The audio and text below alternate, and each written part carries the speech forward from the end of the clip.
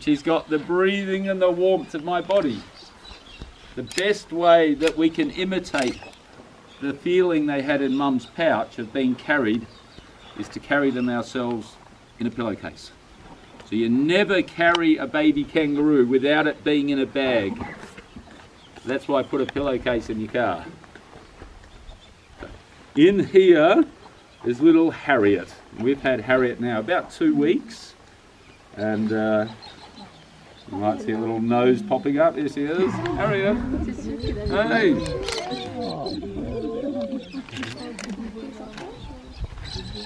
Sleepy? So I'm now her mother. Alright, so her mother was killed about 270 kilometres away, right near a roadhouse, a truck stop called Brolga. And she was handed into the local truck stop, and then the truck stop rang me, and then I said, when are you, or do they know of someone coming to town? And they asked someone who was refueling the car whether they're coming to Alice Springs. So those people brought the baby up in their car. And this is how you do it. So if you rescue a baby, you can even often drop them at the local truck stop that's on your way, or take them with you to the next town. Every town has people in their own homes looking after the orphan kangaroos. It's a very popular hobby for people who love animals in Australia to look after orphan kangaroos. Very, very enjoyable hobby because we get to carry the babies around like this, like a mother kangaroo. And unfortunately for all of us people who do this as volunteers, we never have there's never any time off. There's always lots of orphans from the highway. So now she's about 6.5 months old.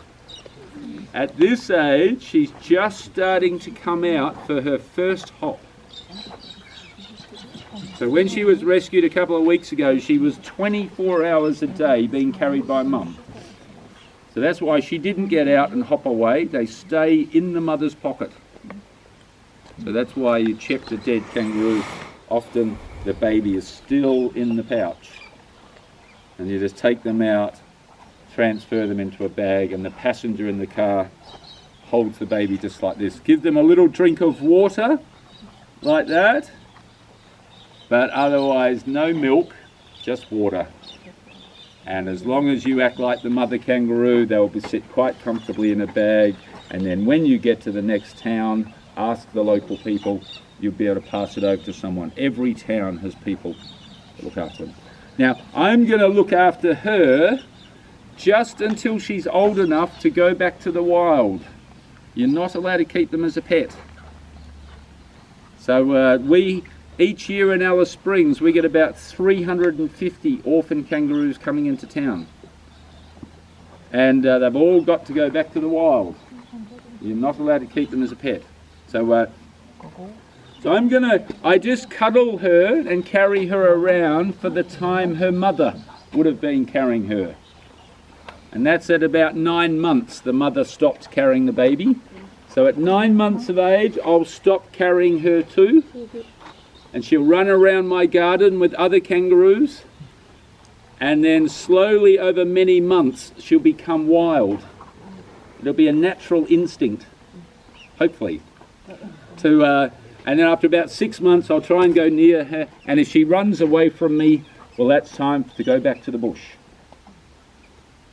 But we always raise them as a group when they're young and get them back to the bush as a group. We're often releasing 20 or 30 at a time back to the wild. Now, I built this place many years ago to house kangaroos that if they can't go back to the bush, they can have somewhere to come. Because in Australia, kangaroo is our most common animal. And the animal parks, zoos and wildlife parks, they don't want any more kangaroos. So if we have one with a broken leg and we fix it up, but it is not 100% healthy, we don't want to put it back in the bush because the dingo will catch it.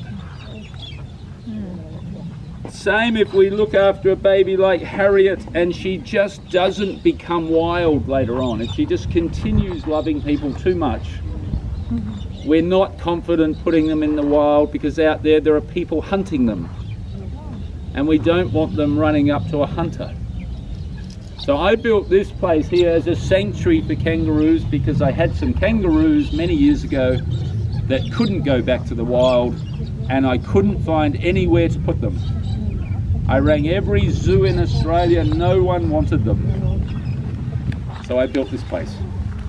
So this is a big fence that goes around a big area of the bush. So the kangaroos have a lot of space, but they're protected from dingoes. There's lots of dingoes around here. So that fence is dug underground 1 metre, and it goes for about 2.5 kilometres around, and it fences off about 60 acres. So it's a lot of land for kangaroos to live out their lives, but only if they couldn't go back to the bush. Each year we release about 300 back to the wild. If everyone can go back, they all go back. So in 2009 I started off with 6 kangaroos. Now I've got 56. But in that same time we release about 300 a year. So over 10 years that's a lot. Anyway, come in here, come through.